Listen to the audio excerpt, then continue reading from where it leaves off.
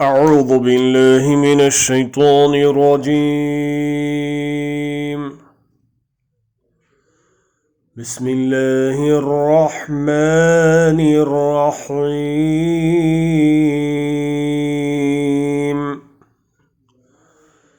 يحلفون بالله ما قالوا وَلَقَدْ قَالُوا كَلِمَةَ الْكُفْرِ وَكَفَرُوا بَعْدَ إِسْلَامِهِمْ وَهَمُّوا بِمَا لَمْ يَنَالُوا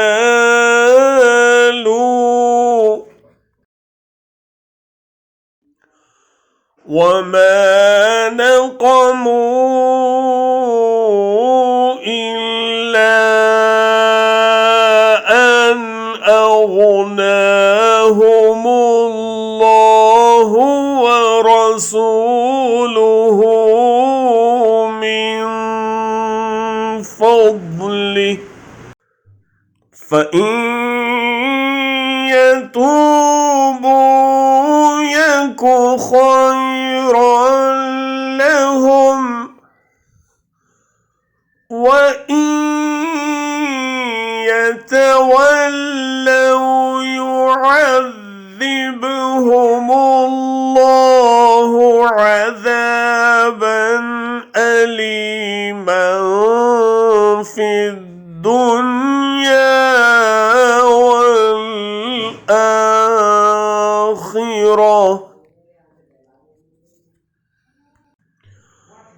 وَمَا لَهُمْ فِي الْأَرْضِ مِنْ وَلِيٍّ وَلَا نَصِيرٍ۔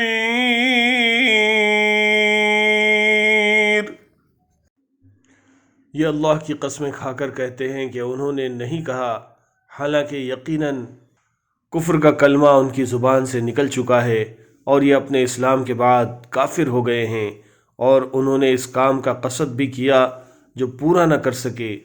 یہ صرف اسی بات کا انتقام لے رہے ہیں کہ انہیں اللہ نے اپنے فضل سے اور اس کے رسول صلی اللہ علیہ وسلم نے دولت مند کر دیا۔ اگر یہ بھی توبہ کر لیں تو یہ ان کے حق میں بہتر ہے، اور اگر منہ موڑے رہیں تو اللہ تعالیٰ انہیں دنیا اور آخرت میں دردناک عذاب دے گا، اور زمین بھر میں ان کا کوئی حمایتی اور مددگار نہ کھڑا ہوگا۔ They swear by Allah that they did not say anything against the Prophet while they had said the word of disbelief and disbelieved after their pretense of Islam and planned that which were not to attain, and they were not resentful except for the fact that Allah and His Messenger had enriched them of His bounty. So if they repent, it is better for them.